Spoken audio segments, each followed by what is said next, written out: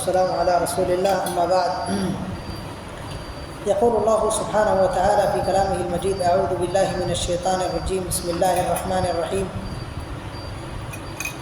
خلق السماوات والأرض بالحق تعالى عما يشركون، خلق الإنسان من نطفة فإذا هو خصيم مبين، والأنعام خلقها لكم فيها دفء ومنافع ومنها تأكلون. ہر قسم کی تعریف و توصیف اللہ عز و جل کے لیے ہے. درود و سلام و اللہ کے تمام انبیاء کرام علیہم الصلاۃ والسلام پر، خصوصاً ہمارے اور آپ کے آخری نبی جناب محمد رسول اللہ صلی اللہ علیہ وسلم پر. میرے بھائیو، بزرگوں اور دوستو، آج خلاصہ تفسیر کے لیے ہمارے سامنے سورہ نحل ہے.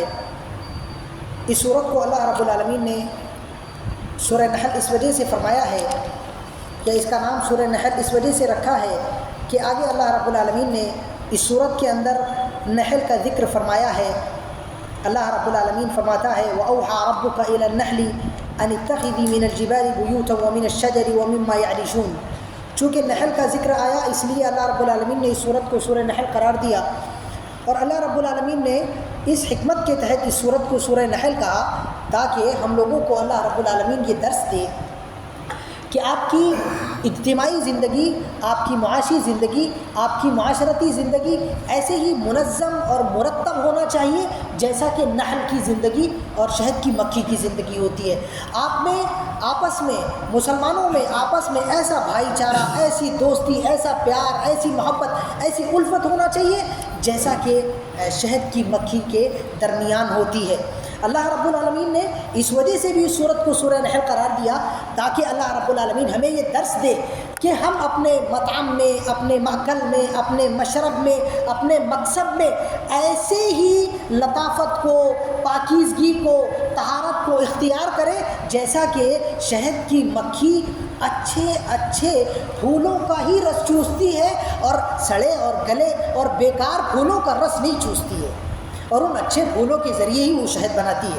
اور اللہ رب العالمین نے سورت کو سورہ نحل اس وجہ سے قرار دیا تاکہ اللہ رب العالمین ہم مسلمانوں کو یہ درس دے کہ ہماری زندگی بھی عمل پیہم سے، ہماری زندگی بھی لوگوں کو نفع پہنچانے سے ایسے ہی بھری ہوئی ہو جیسا کہ ایک شہد کی مکھی کی زندگی بھری ہوئی ہوتی ہے.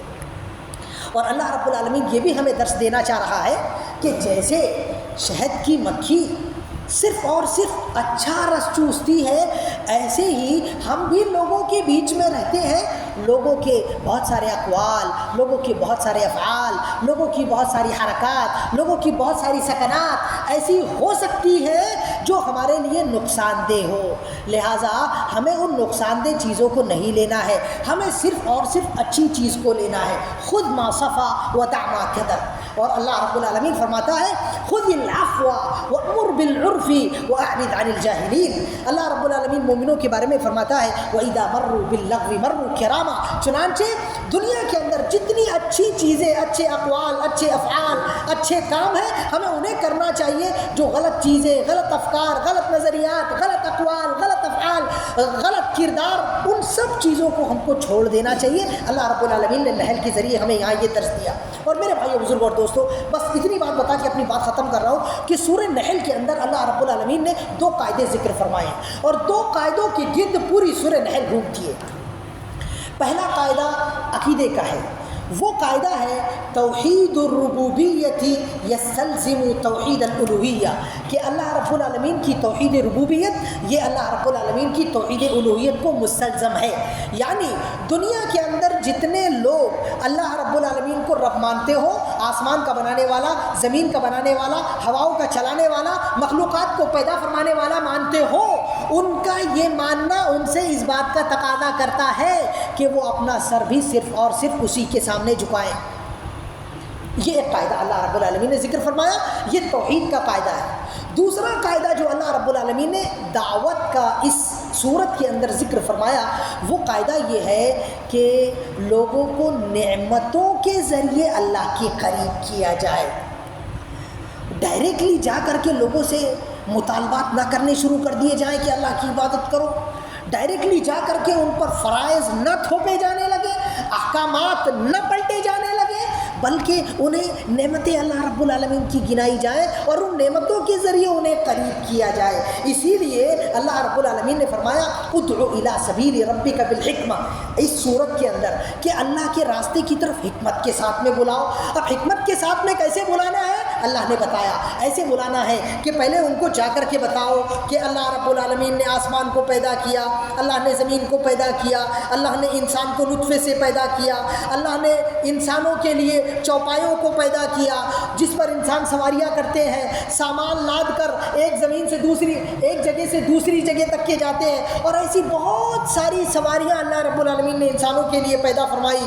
اللہ رب العالمین نے زروع کو، ثمار کو، زیتون کو، نخیل کو، اعناب کو، ثمرات کو اللہ رب العالمین نے لوگوں کے لیے پیدا فرمایا، لیل کو، نہار کو، سورج کو، چاند کو، نجوم کو، قمر کو اللہ رب العالمین نے لوگوں کے لیے مسخر فرمایا، اتنے بڑے سمندر کو اللہ رب العالمین نے لوگوں کے لیے مسخر فرمایا، ہواؤں کو مسخر فرمایا، روزی روٹیاں آسمان سے اللہ رب العالمین نے بارش کے ذریعے لوگوں کو عطا فرمائی۔ یہ نعمتیں لوگوں کو گنائی جائے، ان نعمتوں کو گنا کر کے انہیں اللہ کے قریب کیا جائے۔ اللہ رب العالمین نے یہ دو قاعدے ذکر فرمائے اور اس کے بعد میں بس بات بتا دی۔ اللہ رب العالمین نے مطالبہ کیا کہ دیکھو اگر تم ہماری نعمتوں کو جان کر اور نعمتوں کے ذریعے نعمتیں دینے والے کو پہچان کر اگر اس کا حق ادا نہیں کرو گے تو اللہ رب العالمین کا عذاب تمہارے سے دور نہیں ہے۔ اللہ فرماتا ہے قرآن کریم اسی صورت کے اندر وَضَرَبَ اللَّهُ مَثَلًا قَرْيَةً كَانَتْ آمِنَةً مُطْمَئِنَّةً يَأْتِيهَا رِزْقُهَا رَغَدًا مِّن كُلِّ مَكَانٍ، ایک قریہ تھی، ایک بستی تھی، اللہ رب العالمین کا رزق صبح و شام بڑی وسعت اور فراخی کے ساتھ میں ان کے پاس میں پہنچ رہا تھا، لیکن انہوں نے جب ان نعمتوں کے ذریعے اللہ کا شکریہ ادا نہیں کیا اور ان نعمتوں کے ذریعے نعمتوں کے دینے والے پروردگار کو نہیں پہچانا تو اللہ رب العالمین نے اس بستی والوں کو ہلاک کر دیا۔ اور اللہ نے ہم سے کہا فَكُلُوا مِمَّا رَزَقَكُمُ اللَّهُ حَلَالًا طَيِّبًا وَاشْكُرُوا نِعْمَتَ اللَّهِ إِن كُنتُمْ إِيَّاهُ تَعْبُدُونَ، اللہ کی نعمتوں کو کھاؤ، اللہ تم کو عذاب دینا نہیں چاہتا اگر تم شکر گزاری کرو، لہٰذا اللہ کی شکر گزاری کرو، اللہ کی عبادت کرو۔ اللہ ہم کو شکر گزاری کی توفیق عطا فرمائے، اللہ ہم کو عبادت کی توفیق عطا فرمائے، ہمارے گناہوں کو معاف فرمائے۔ آمین۔ وآخر دعوانا ان الحمد للہ رب العالمین۔ السلام علیکم۔